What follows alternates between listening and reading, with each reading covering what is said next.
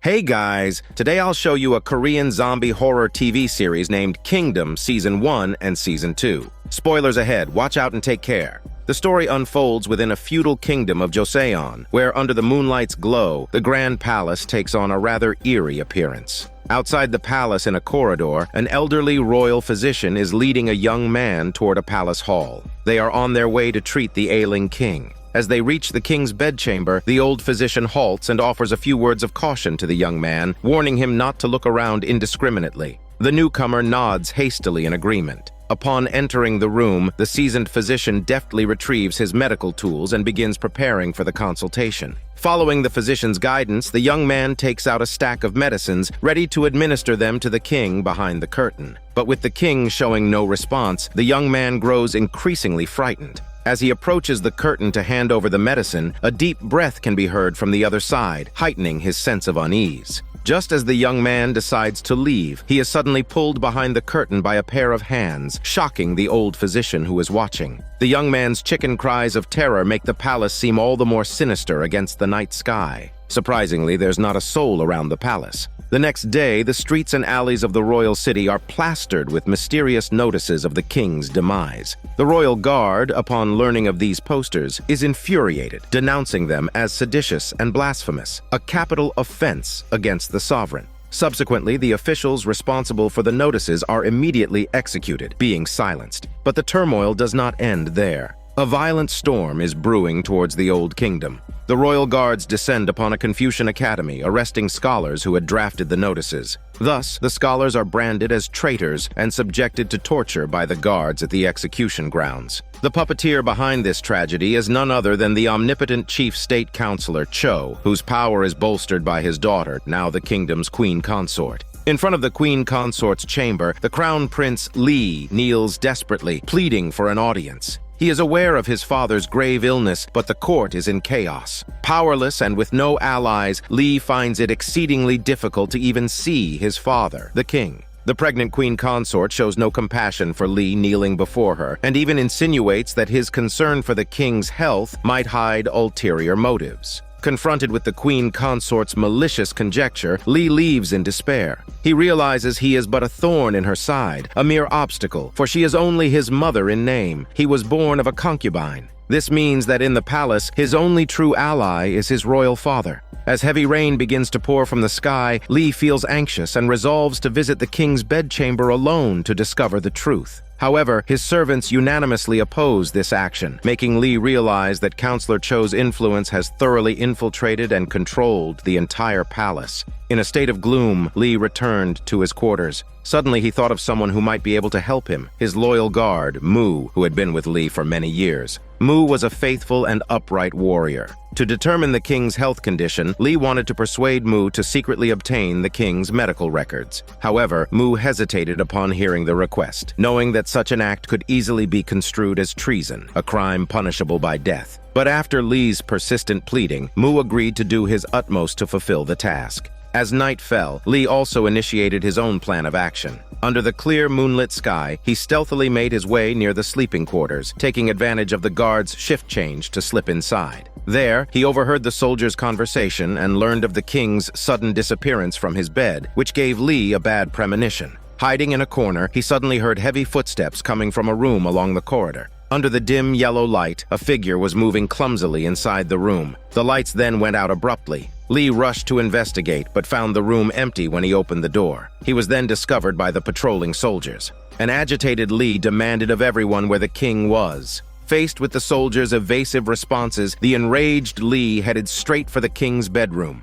Upon opening the door, he found that the king had vanished without a trace. Counselor Cho and his men were there, as if they had been waiting for some time. He then explained that the king's condition had improved and he was now resting in the queen's chamber. Still unconvinced, Lee angrily questioned Cho's actions. The cunning Cho retorted, insinuating that Lee harbored intentions of seizing power from the king. Stunned by the countercharge, Lee was at a loss for words, knowing he was no match for Counselor Cho. Sent back, Lee continued to ponder the mystery. Then Mu returned with the medical records, which greatly pleased Lee. However, what followed was even more baffling. The records only documented the king's symptoms, and thereafter there was nothing but blank pages. This incident made Lee even more certain that there was a hidden truth behind his father's illness. Thus, he decided that his next step was to find the most crucial person, the king's personal royal physician. Meanwhile, the physician had unexpectedly resigned from his royal position and driven back to his family's clinic in his hometown. The sudden departure of their master to return home left his apprentices quite astonished. It was then that the physician opened the coffin he had brought in the back of his carriage, revealing the young man who had accompanied him to the palace to see the sick king. The man was now horrifically wounded, a sight that was difficult to bear.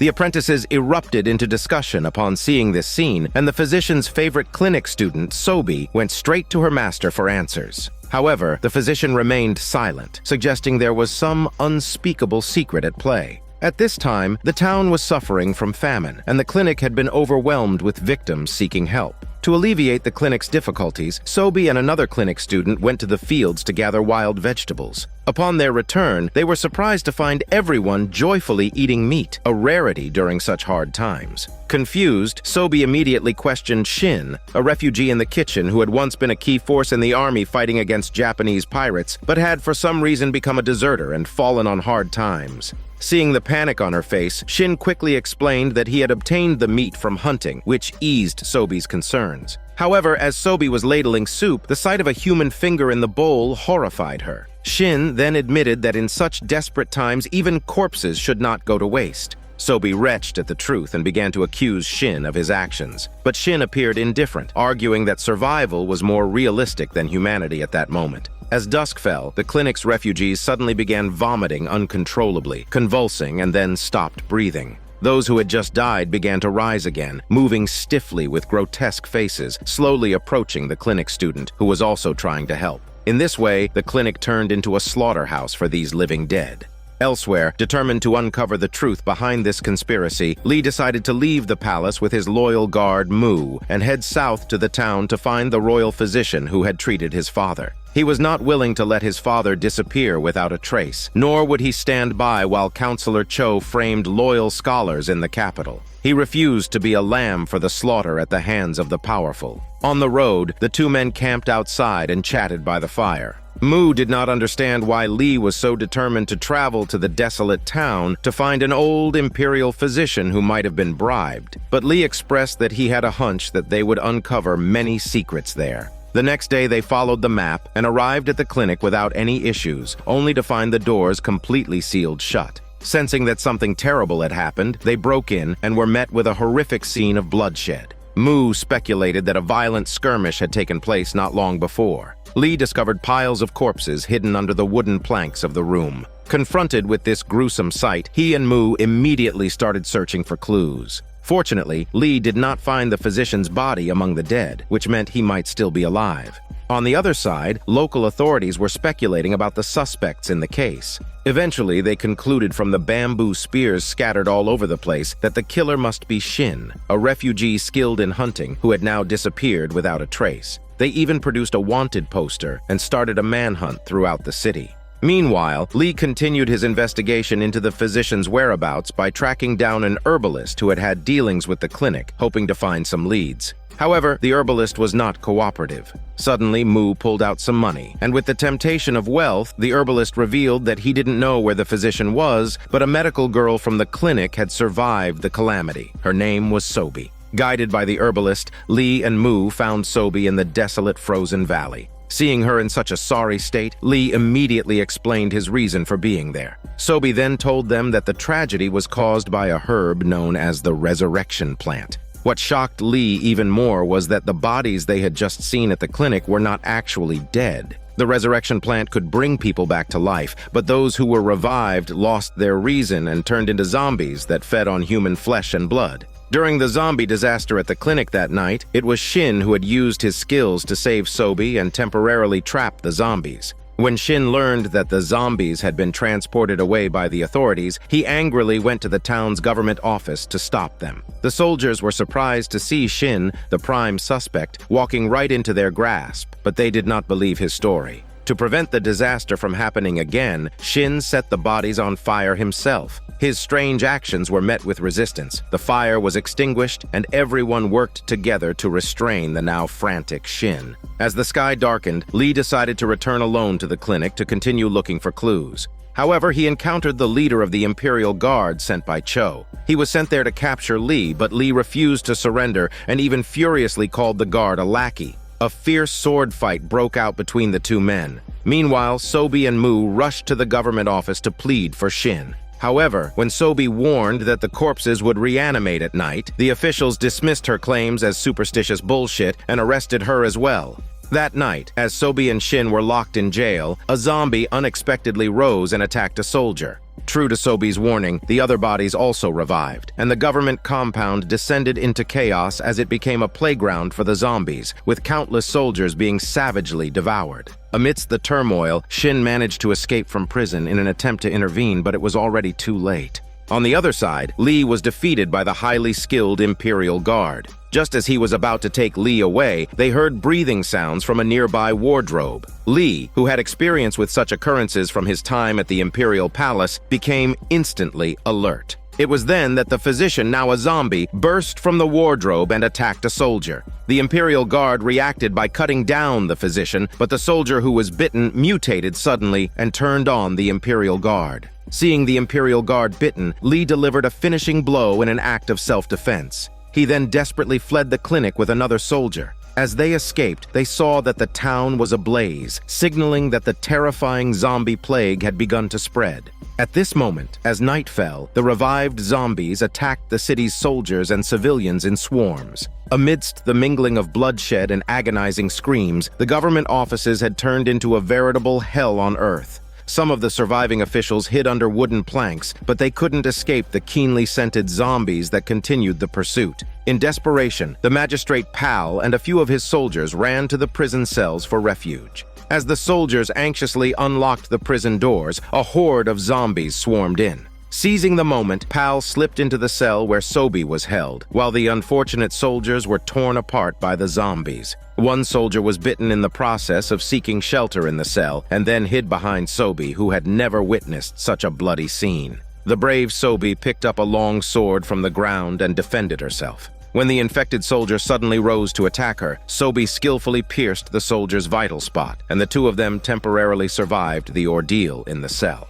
Elsewhere, Shin, who had escaped the jail amid the chaos, was now being pursued by zombies. Outnumbered, Shin climbed to the top of a wall to evade them, and along the way rescued a little boy being chased by zombies. Then, a woman carrying a baby ran into the courtyard. Shin extended help to the mother and child. Despite her own danger, the woman handed her baby to Shin. As the zombies attacked again, though Shin managed to save the child, the woman was dragged away by the horde and became prey to the undead. By this time, aside from those who had climbed to high places within the city, nearly all the residents had been infected. The zombies, in search of more food, then burst out of the city and attacked the surrounding villages. Countless innocent villagers, caught off guard, were savagely attacked by the approaching horde. The town, already decimated by famine, was now faced with a disaster piled upon catastrophe. The population of the land had been more than halved, and there by the riverbank, witnessing this tragedy, was the Crown Prince Lee, his heart aching for the innocent people, yet utterly powerless to help.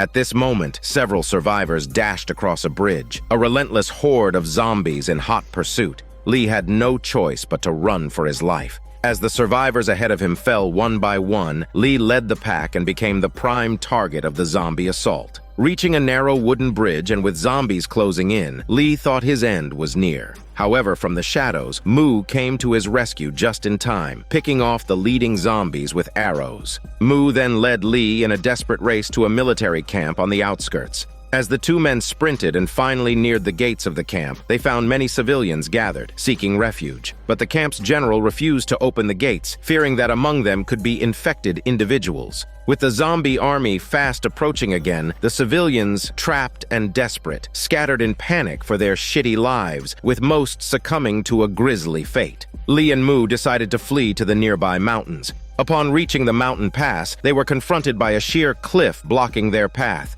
With no other options, they took a leap of faith off the cliff into the river below. The zombies followed suit, but fortunately, Lee discovered that the zombies could not swim, and they all sank to the riverbed. Seeing that, Lee and Mu used the river to escape the crisis. Meanwhile, in the royal palace, Counselor Cho and the queen consort stood outside the door curtain, coldly watching over the king, who was in agony from the zombie virus infection. In order to continue concealing the truth and pave the way for the queen consort's unborn child to ascend to the throne, they started selecting innocent palace maids for the king to consume. As the first light of dawn broke the night sky and sunlight began to bathe the land, the zombies feared the sunlight and scattered to hide in the shadows, ceasing their rampage and lying still like corpses. Thus, the deadly crisis was temporarily averted. Survivors began to gather at the government office. Suddenly, officials captured Shin, blaming him for causing the crisis. Faced with the officials' baseless accusations, a helpless Shin found himself unable to argue. The officials even prepared to torment Shin with punishments.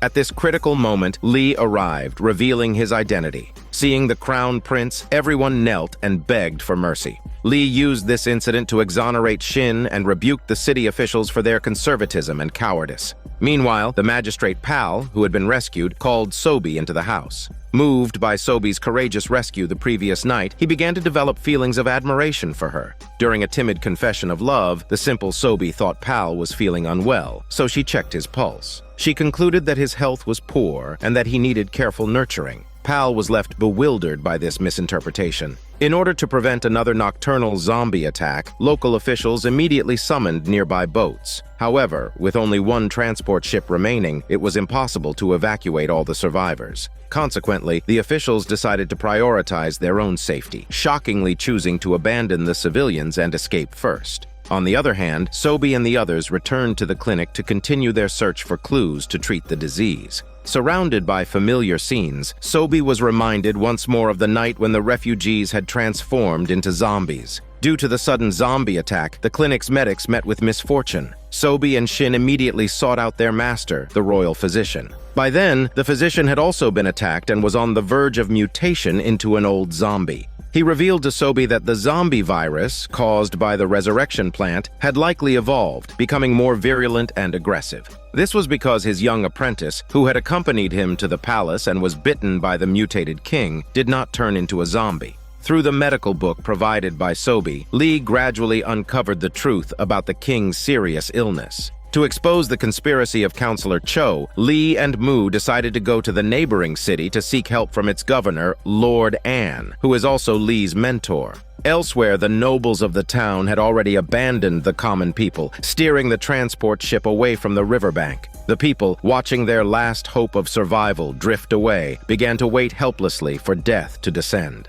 On the ship, Pal, also of the noble Cho clan, felt deep shame. He knew their actions were inhumane, but to survive, he chose to live a life of ignominy. While the officials were relieved to have survived the ordeal, an old woman hidden beneath the deck secretly stowed her son inside a coffin, who is the military governor of the town and had been bitten and killed by a zombie. It was a foregone conclusion that a bloody chaos was about to unfold on the ship. As Lee and Mu passed by the riverbank, they happened upon the abandoned citizens. Witnessing the selfishness of the officials, Lee was outraged. Unable to stand idly by as disaster befell the people, he decided to lead all the survivors to the physician's clinic. With nightfall approaching, Lee and Mu led the group onwards, but several elderly people unfortunately fell behind. Lee had no choice but to use a horse-drawn cart to evacuate them, but they tragically fell into a pit along the way. Lee jumped out to rescue them. As the sun set completely, the dormant zombies began to stir again.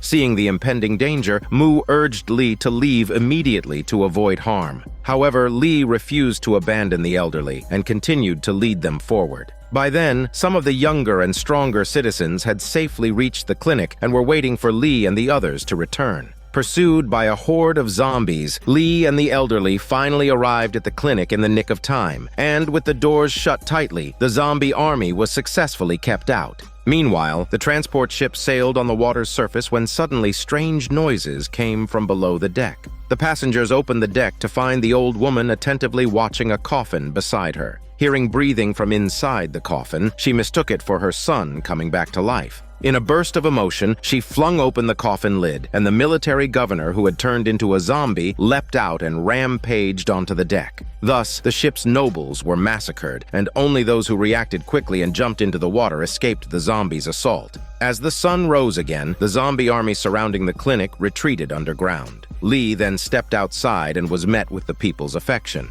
After careful inquiry, Lee finally understood the plight of the town over the years. Corrupt officials were rampant, and natural disasters were relentless, causing the people to live in dire straits. This phenomenon was not unique to the town, but was prevalent throughout the entire Korean kingdom. Lee, the crown prince, felt both ashamed and angry. He declared that he would seek happiness for all the people, and the most pressing matter was to seek the help of Lord An. Learning that Lee was heading to the neighboring city, Shin mentioned that he had lived there before and offered to guide Lee. Just as they were plotting their plan to eradicate evil, the silhouette of Counselor Cho's special forces appeared outside the door. The commander of the forces demanded that Lee come out and accept his punishment. It turned out that the Imperial Guard, who was previously ordered to arrest Prince Lee, was actually the counselor's son. Grieving over his son's death caused by Lee, Cho decided to settle both new and old scores and fabricated some baseless charges against Lee, intending to kill him once and for all.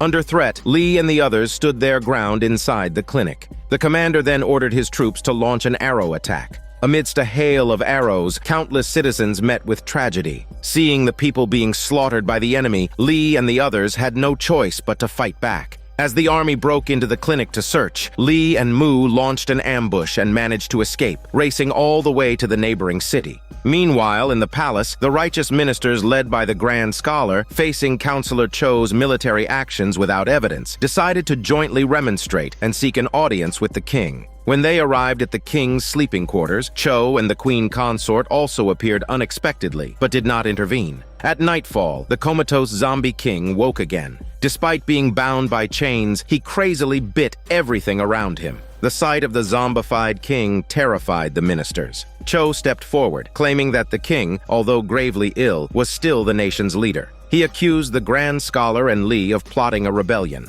Annoyed at being falsely accused, the Grand Scholar was about to retaliate when guards suddenly appeared and dragged him to the dungeon. Cho ordered the Grand Scholar's execution as a public warning, thus delivering a crushing blow to the only group of righteous officials. The nation's power was almost entirely in Cho's hands. Later, Cho approached the queen consort, who expressed her desire that her father consult her before making decisions, as she was the future monarch's mother. Hearing this, Cho suspected his daughter's ulterior motives and declared that anyone obstructing his control, whether it be the Crown Prince Lee or the queen before him, would be eliminated. Now, the future of the nation hung in the balance. In the meantime, Lee and his companions were en route to the neighboring city. During a break in a desolate area, Moo expressed suspicion about Shin's identity, noting his exceptional martial arts and expertise with firearms, which were rare in the armies of the Joseon Kingdom. Lee became doubtful as well. Moo recalled that the neighboring city had built an army, whose soldiers were fierce and accustomed to using firearms for hunting tigers. As they discussed this, Shin arrived from outside the mountains and reported on the court's army pursuit. Suddenly, Sobi, who was gathering herbs, cried out. Thinking a zombie might be nearby, Lee and the others grabbed their weapons to check and found Pal, who had escaped on a transport ship, running towards them in a disheveled state. Lee asked Pal about his return, who had supposedly fled to the neighboring city with the officials. Pal recounted the events on the transport ship and how he survived by jumping into the river. Shin, who knew the area, warned that if the zombie-laden ship continued its course, it could reach the neighboring city, causing alarm among the group. Realizing the severity of the situation, Lee decided to head for the neighboring city immediately. Pal, feeling alone and vulnerable, asked to join them for the sake of his own survival. Meanwhile, news of the plague's spread had traveled throughout the entirety of the neighboring city, where the citizens were engaged in exorcism rituals, seeking the protection of spirits and deities. On a mountain not far from the city, the governor Lord An was performing a tomb guarding ritual for fallen warriors when he learned of the plague from his men.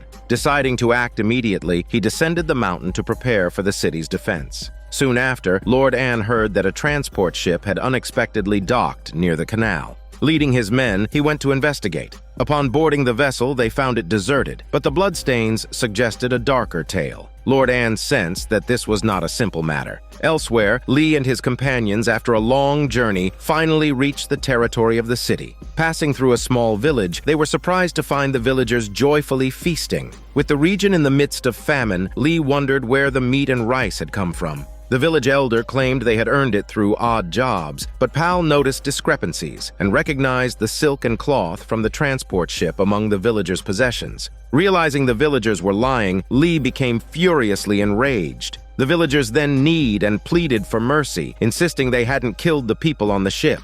Understanding their hunger, Lee emphasized the importance of dealing with the infected bodies. A villager volunteered to guide them, leading to a reed marsh. Sensing something amiss, Lee pressed for the truth. The villagers, fearing retribution from the authorities, had decided to strike first in self-preservation. Hidden villagers emerged, revealing their true intentions. To avoid unnecessary slaughter, Lee attempted to reason with them. Realizing the seriousness of the situation, the villagers confessed and disclosed that the bodies were buried beneath the land.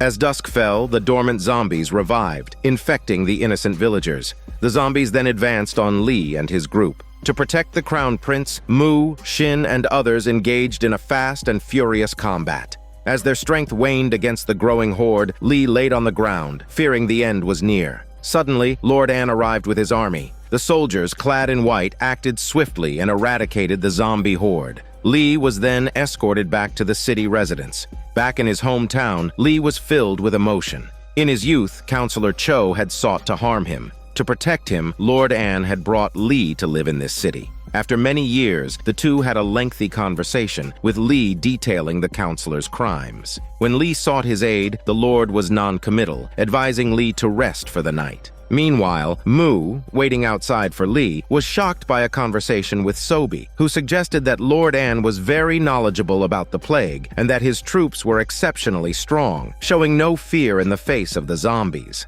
Over in the royal palace, in the quest to uncover the truth behind the plague, the cunning counselor Cho was in a prison feeding a piece of zombie flesh to a convict. To his astonishment, he found that the prisoner immediately turned into a zombie after consuming the meat and began attacking another inmate. This discovery thrilled Cho. Equally ambitious, the queen consort had gathered all the pregnant women in the city, including Mu's wife, and treated them to a grand feast. The expectant mothers were pleasantly surprised by such generous hospitality, unaware of the huge conspiracy hidden beneath the surface. The next morning, Shin awoke and returned to his childhood home in a village, only to find it had become ruins. Memories of his childhood flooded back as he looked at the nearby gravestones, which commemorated the 500 brave soldiers who had perished in battle 3 years prior, when Lord Anne had led them to a great victory over 30,000 invaders. However, Shin harbored no respect for Lord Anne, blaming the current state of his homeland on these leaders.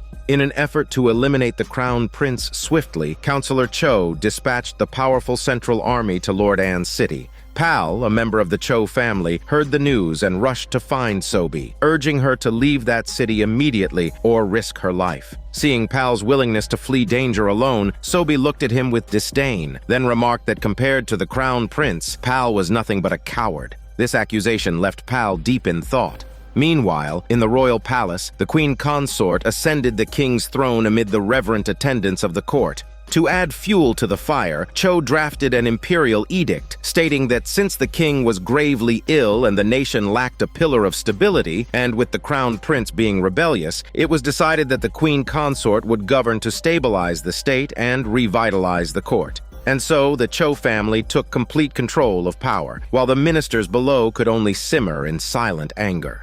Subsequently, Cho, in a bid to corner the crown prince, ordered the blockade of all roads leading out of the city, attempting to isolate it. Faced with zombies moving north and the Central Army advancing from the south, Lee once again found himself in a dire predicament. On this day, Lee was silently polishing his blade in his room when he was suddenly bombarded with questions by Mu, who expressed that under the current circumstances, they shouldn't trust anyone. If Lord Anne were to betray them, how should they respond? Suddenly, a commotion arose outside the door. It was the Imperial Guards breaking in, intent on escorting Lee back to the royal palace. Just as Lee and Mu were preparing to fight back, Lord Anne himself arrived. He accused the Imperial Guards of colluding with the power-hungry elite, causing chaos in the state. He declared that Prince Li was the true heir to the nation. Then, out of nowhere, archers lying in ambush appeared and, in a flurry of arrows, took down all the Imperial Guards. It turned out that this was all part of Lord Anne's strategy. He had pretended to imprison the prince and signaled to those in the royal palace to come and capture him. But in secret, he was plotting how to help the prince fight against those who were causing turmoil in the nation. This strategy greatly pleased Li. However, the problem re-emerged as Councillor Cho had sealed off all the roads, leaving many commoners trapped in the city, unable to escape the region. They all flocked to the city gates, with nowhere to go. Seeing this, the bureaucrats of the city disagreed with letting them in, arguing that the limited food supply inside the city would quickly run out. But Li was adamant, his stance also earning Lord Anne's approval. After all, a great national leader's most important quality is to care for the people. Li then thought of the zombies' fear of water and fire, so he immediately led the people to build defensive structures by the river. A massive construction project got underway. In a bid to save their own lives, the city's nobles also joined the effort. Meanwhile, in the palace, Queen Consort was being dressed by her maids. It turned out that the crafty Queen Consort had already miscarried, but to deceive the public and ensure a successor for the prince's position, she had decided to gather all the pregnant women in the city. If any woman gave birth to a male child, she would claim it as her own, making the child the new heir to the state. And if any of the women gave birth to a girl, she would ruthlessly murder both mother and child, erasing the evidence in an instant. At the same time, after being criticized by Sobi, Pal finally decided to stay and face the danger with everyone else. Then he spent his days pestering Sobi, but she felt nothing for Pal. One day, Pal gathered a lot of herbs, but Sobi sighed, saying they were just weeds. To heal Li, Sobi decided to go up the mountain herself to collect the herbs, and Pal went with her. Suddenly, Pal warned Sobi about a place ahead called the Frozen Valley, which was very dangerous. Sobi was puzzled, not expecting to find such a valley here. Driven by curiosity, Sobi crossed the blockade line and unexpectedly found the resurrection plant in this place, which made her sense something amiss. On the other side, near the border of the city, Mu was teaching the locals how to use firearms. With everyone's hard work, the defensive structures had been completed. As dusk fell, they lit torches, raised the walls, and prepared to face the onslaught of the zombies. Meanwhile, Councillor Cho himself arrived near the entrance to the city. Among the troops he led, there was a carriage carrying a huge box, which appeared to contain a terrifying zombie. Hearing from his men that the city was still safe, Cho's mind began to scheme. However, just then, the scout guard lost contact, and only a horse returned, carrying the remnants of the guard. Witnessing this, Li surmised that the situation ahead was grim and urged everyone to remain on high alert. The night passed without any movement from the zombie horde. As the sun began to rise, Li and the others finally breathed a sigh of relief. The soldiers and citizens then started to prepare to withdraw and rest. However, at that moment, Li noticed a flock of small birds suddenly flying out of the mountain as if startled by something, which made Li sense that something was terribly wrong. Meanwhile, Sobi and Pal, who were in the frozen valley, watched in shock as a massive army of zombies moved outside the valley. Sobi had a sudden realization. It was not sunlight that stopped the zombies' movements, but the temperature. Now, tens of thousands of zombies were heading straight for the city. Faced with this sudden crisis, Li and the other warriors felt unprecedented fear. The time flashes back to 3 years ago when Councillor Cho, stationed in the same city, was leading his troops to resist the invasion of the Japanese pirates. Facing the overwhelming strength of the enemy and finding himself in a desperate situation, Cho suddenly learned from the royal physician about the resurrection plant, which could resurrect the dead and make them aggressively attack. Seeing this miraculous herb, Cho seemed to have found hope for turning defeat into victory. Fast-forwarding to the present, Crown Prince Li and his company were shocked to find an enormous horde of zombies crazily advancing, and these zombies no longer seemed to fear the sunlight. Faced with this crisis, Li immediately led everyone to set up a defense and began a desperate resistance. Despite facing the zombies with firearms, the massive horde finally breached their defenses. Inside the city, a guard rushed to inform the officials of the battle situation, relaying that plague patients had already entered the city territory. Another guard arrived and reported that one part of the defensive line had been breached. Officials had no choice but to order the entire city to be sealed off. Elsewhere, Li was leading everyone in a frantic run as the zombie horde gained on them. They decided to retreat to the city, only to find it sealed completely. Subordinates mentioned an underground tunnel built during times of war that could lead safely into the city. As everyone rushed to the tunnel, they discovered the gate was already locked. Lee ordered everyone to set up a defensive line in the tunnel and began desperately unlocking it. The zombie horde surged in, but when the defense line was about to be breached, Moo managed to pry open the lock and everyone slipped into the safety passage. However, the gate could not be closed. At this critical moment, Lord Anne's men decided to use their bodies to block the passage, creating a path to survival for everyone. Having obtained temporary safety, Lee was left with doubts, wondering why the zombies suddenly were not fearing sunlight, and Lord Anne seemed to have serious concerns on his mind. At the same time, Sobi and Pal were surrounded by zombies in the frozen valley. After careful consideration, Sobi concluded that the reason the zombies could move during the day was the drop in temperature that came with the winter solstice. Utilizing the fact that zombies cannot swim, Sobi led Pal to escape down the mountain. Pal then speculated that the city might already be surrounded by zombies, so he decided to take Sobi to a ridge where his uncle, Counselor Cho, was currently stationed. In the royal palace, the supervising eunuch of the army discovered the bodies of several women in a prison. The prime minister also informed him that these women were all recently postpartum. According to a statement by one of the deceased before she died, she and many other women had been imprisoned in a secret place outside the North Gate. These clues shocked the supervising eunuch because that place is the residence of the queen consort, Cho's daughter. To further investigate the case, the supervising eunuch decided to deploy personnel from the imperial camp to intervene. Meanwhile, the queen consort, having learned that her secret was exposed, ordered her men to keep it confidential and not to let Counselor Cho find out. It turned out that the queen consort, in her struggle for power, had already started plotting in secret. She was confident that once a male baby was born, he could smoothly succeed to the throne, allowing her to monopolize authority.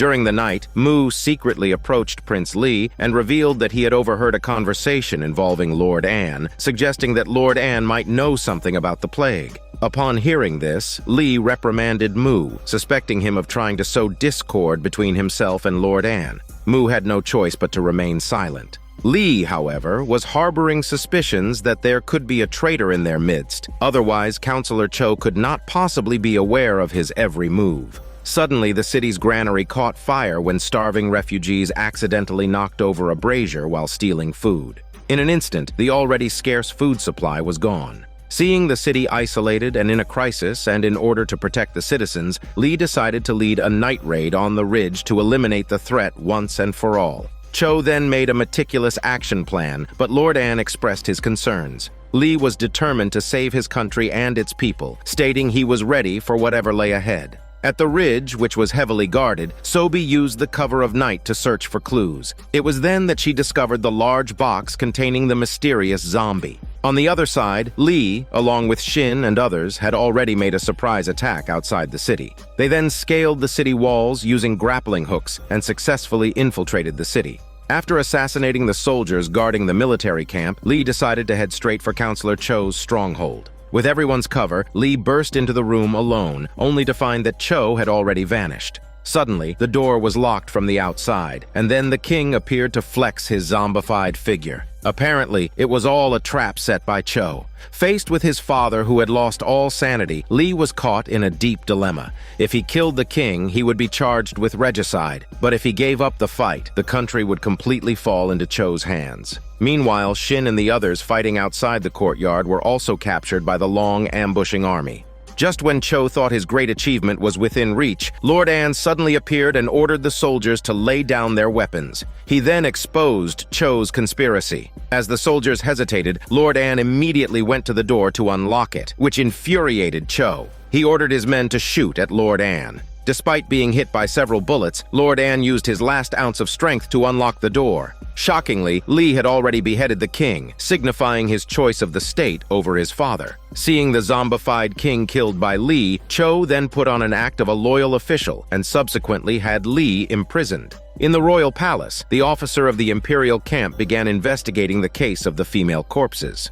After reporting to the supervising eunuch, the officer led his men through an all-night search. Along the way, they came across a procession of carriages behaving suspiciously. They stormed into the residence belonging to the queen consort and found suspicious bloodstains in the room. Then, they quickly intercepted the carriage drivers who had just left the city and discovered a large number of women's and babies' corpses in the carriage. These shocking clues led the officer to realize that the queen consort must have intended to bear a child to ultimately become the ruler of the nation. As he prepared to continue searching for evidence, the news of the king's death suddenly reached the palace, and the whole nation immediately went into mourning. Watching everything unfold so abruptly, the prime minister quickly gathered the ministers to discuss the matter. Everyone agreed that the nation could not be without a leader for a single day. If the queen consort gave birth to a male baby, he could be established as the new heir. This opinion was met with the ministers' approval. At this moment, the court suddenly announced that the queen consort was about to give birth. This news struck the members of the imperial camp like a bolt from the blue. Following this, the officer decided to find clues to expose her conspiracy before the queen consort could find a male infant. Meanwhile, Sobi, in order to visit the Crown Prince Li, sneaked into the prison with the help of Pal. It was there that Li used water to write an instruction on the ground. It's a critical part of the plan he and Lord Anne had devised. On another front, Shin was also in the prison, devising a plan for everyone to escape, suspecting that there was a traitor among them.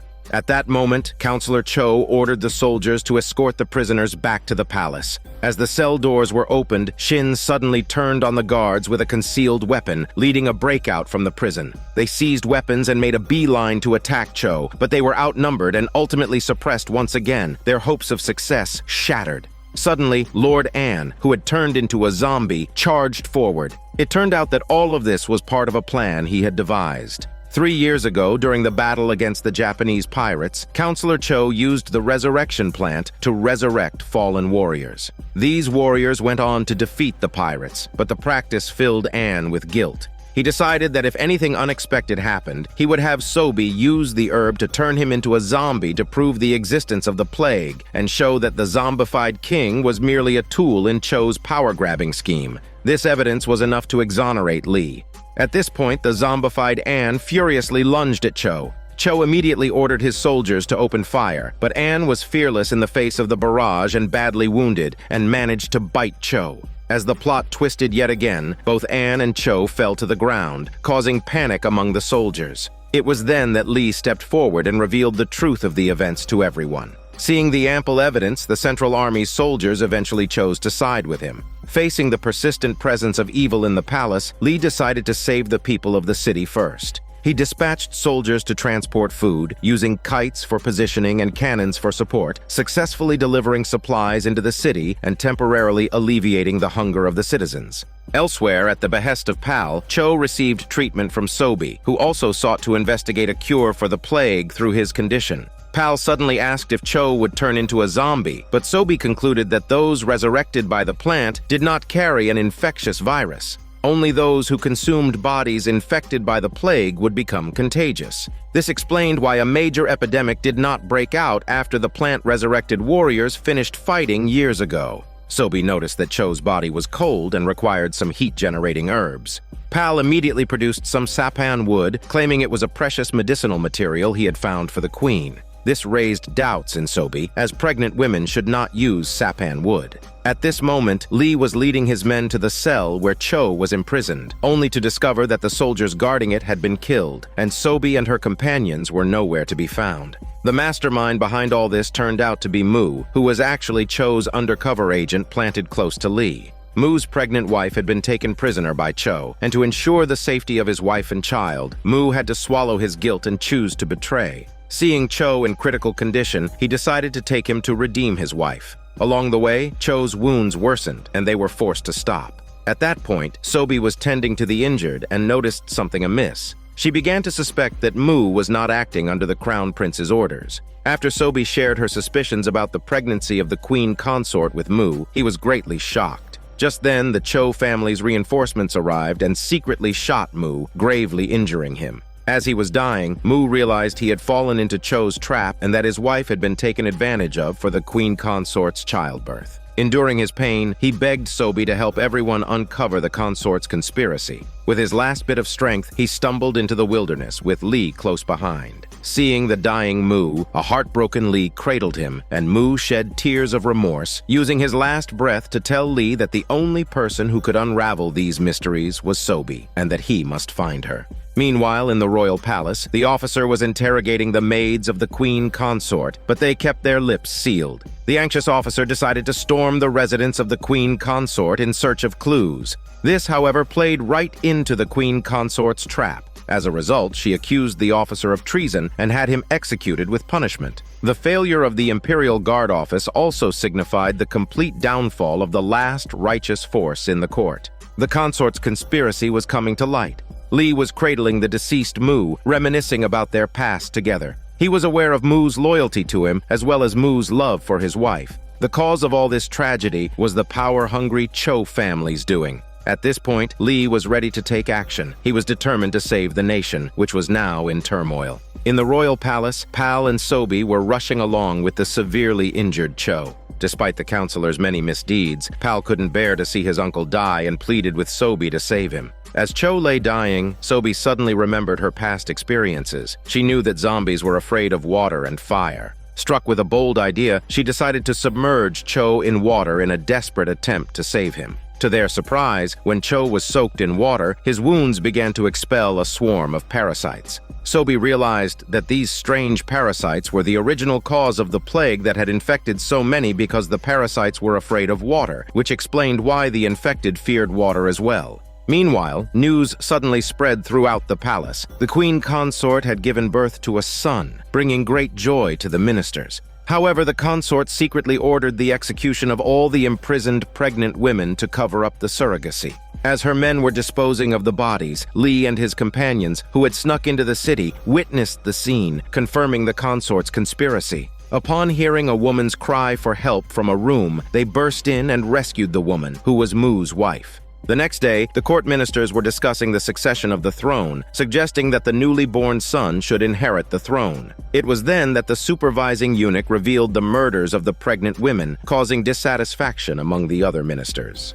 As a heated debate ensued, the recently awakened Cho made an appearance. Unhappy with the ministers arguing over the identity of the newborn, Cho scolded them and decided to have all those associated with the Imperial Guard executed as a warning to others for challenging the royal family's authority. On the other side, Sobi was accompanying Pal to the streets to buy medicine. The streets were already in chaos, with soldiers escorting many innocent people to the execution grounds. That's when Sobi suddenly spotted the figure of Shin. She understood that Lee and his people must have infiltrated the city, so she found an excuse to send Pal away and later encountered Lee in an alley. Sobi informed him about the parasites in the resurrection plant, and Lee urged her to find a cure quickly to save the people. While the queen consort was on the verge of succeeding with her conspiracy, Lee decided to have Sobi get close to the consort in order to expose the true identity of the imperial son. Despite the counselor's many misdeeds, he placed great importance on the royal bloodline. To investigate the lineage of the imperial son, he took Sobi with him to the consort's chambers and had Sobi take the consort's pulse to verify the truth. After taking the pulse, Sobi reported that the consort did not show the signs of someone who had recently given birth.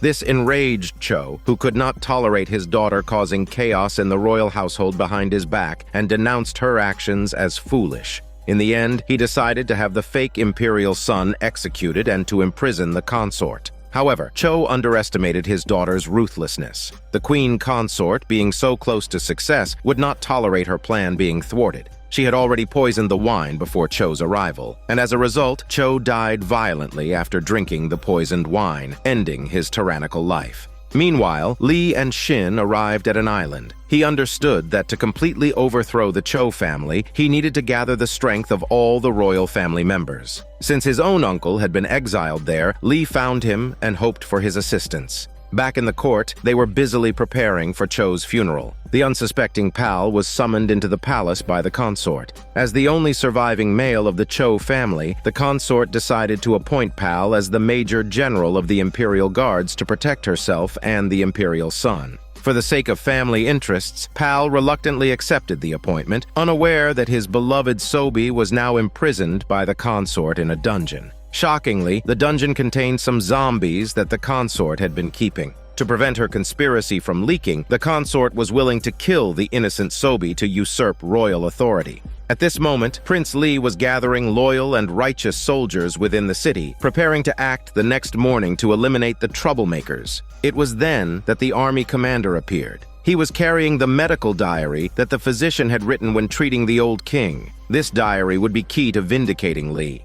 The next day, in a bid for revenge against the officials and soldiers who followed Li, the queen consort ordered the execution of the rebels' family members. This scene was witnessed by the army commander, who had been hiding in the royal palace. Seeing his wife and children on the brink of death, he went to the barracks of the imperial guards and chose to surrender. As the commander revealed Li's plans in detail, the imperial guards decided to launch an immediate capture operation. However, when they arrived at the intended location, they found themselves in Li's trap. The entire scheme, including the commander's surrender, was part of Li's counteroffensive. By then, Li and his forces had already stormed into the city. As the city gates were shut by his troops, a significant operation to subdue the enemy commenced. Li's army swiftly conquered multiple strongholds and then advanced towards the execution grounds. There, Pal was about to carry out the execution of innocent people. However, moved by conscience, he ultimately could not go through with it. Just then, Li and his army arrived. Pal knelt to welcome Prince Li, who decided to spare the Imperial Guard office and continued to march towards the palace. Meanwhile, the supervising eunuch received the army commander's medical diary. Upon learning of the Cho family's conspiracy, he led his men to break through the prison forces and rescued the righteous officials who had been imprisoned. Li and his forces then joined up with the supervising eunuch. This army of righteousness stormed into the palace with unstoppable momentum. The ministers who had supported the queen consort, seeing the tide turn against them, abandoned resistance and begged for mercy on their knees. When Li and his party arrived at the palace, the consort, trapped and with no way out, was formally dressed and sitting on the throne, holding the imperial sun. Li immediately warned her to surrender, but she remained defiant, scolding Li for his treachery, and with a sinister laugh, she prepared for a final struggle. Her gamble involved the zombies she had imprisoned in the dungeon. Realizing that the consort was in trouble, a maid rushed to the dungeon and opened the door of the zombie cell. Amidst a terrible scream, Sobi, trapped in the dungeon, sensed the impending disaster. She quickly freed herself from her shackles and, using the key dropped by the maid, managed to escape from the dungeon.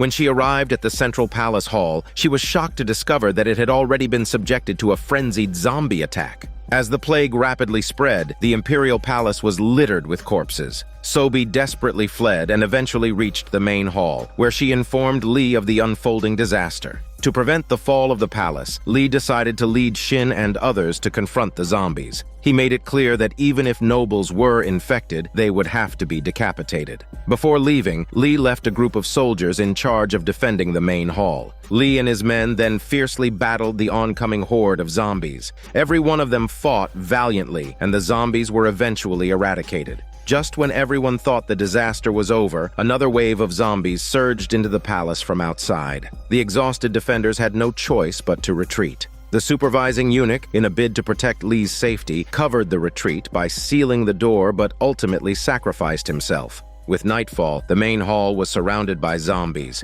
The queen consort, seated on the throne, began to feel regret for her actions. Soon, the zombies broke through the doors and windows, flooding into the palace. The soldiers took up arms to resist, but their efforts were futile. In the chaos, the consort's sexy body was viciously torn apart by the zombies who bore no hormone mercy, and the imperial sun fell to the ground. At this critical moment, Sobi remembered that zombies were afraid of fire. She smashed the palace oil lamps and, donning a burning robe, escaped the palace with the imperial sun. Meanwhile, Li and the other generals were evading the pursuing zombies by climbing onto the eaves. But as the zombies reached the rooftop, Li led a fighting retreat. After several generals sacrificed themselves, Li and the others temporarily escaped the zombie encirclement. The Grand Scholar, stationed outside the imperial palace, noticed the abnormal situation inside. To prevent the fall of the royal palace, he ordered the palace to be sealed. At this time, Sobi, holding the imperial sun, was hiding in a room, silently watching the zombies' movements outside. She noticed wounds on the imperial sun and immediately used water to treat his injuries. Facing the overwhelming fall of the palace, Li decided to stop the disaster from spreading. He remembered that zombies were afraid of water and led everyone to lure the zombies into the back garden, where there was a large lake. By the time they reached the garden, the temperature had dropped and a thick layer of ice had formed on the lake. Zombies from all directions soon surrounded Lee and his men. Lee planned to wait until all the zombies were on the center of the lake before breaking the ice with weapons to eliminate them all at once. However, due to the overwhelming number of zombies, they charged before the ice could be broken. Lee led the counterattack. Despite a long struggle, the ice remained intact, and as the group faced imminent death, Lee swung his fists, desperately chipping at the ice. A giant zombie charged at Lee, who fearlessly faced it head-on. At the critical moment, Lee used a body slam to smash the zombie onto the ice, successfully breaking it. Everyone on the lake fell into the water, and as they were submerged in the icy water, parasites continuously flowed out of their wounds. Free from the risk of infection, everyone awoke and swam to the surface. Everyone breathed a sigh of relief because the battle to defend the royal palace had been won at last. The next day, Lee led the survivors back to the imperial palace and ordered the corpses to be cleared. At this time, the Grand Scholar found Lee and warned that the nation was still not free from turmoil due to the remaining forces of the Cho family, who were eager to stir up trouble in various provinces. He advised that the only way to prevent a war was to find the imperial son and handle the situation appropriately. Lee thus commanded his men to start searching for the baby. Finally, in a small house, they found Sobi and the imperial son. Following the advice of his ministers, Lee reluctantly decided to execute the young boy. However, Sobi pleaded earnestly, revealing that the imperial son was actually the child of Mu. Touched by the sight of the innocent child, Lee abandoned his intent to kill. He believed that the chaos was a result of his own actions and that he had already been stained with too much blood. Rather than returning to the throne, he chose to withdraw from the limelight, hoping this would clear any suspicions and eliminate all dangers. 7 years passed in the blink of an eye. The imperial son had grown up and became the new king of the Joseon kingdom, with Pal as his prime minister, working tirelessly to guide him into becoming a worthy monarch. The boy's biological mother also became a palace maid, silently supporting her son's growth. The terrifying epidemic had been forgotten by the people.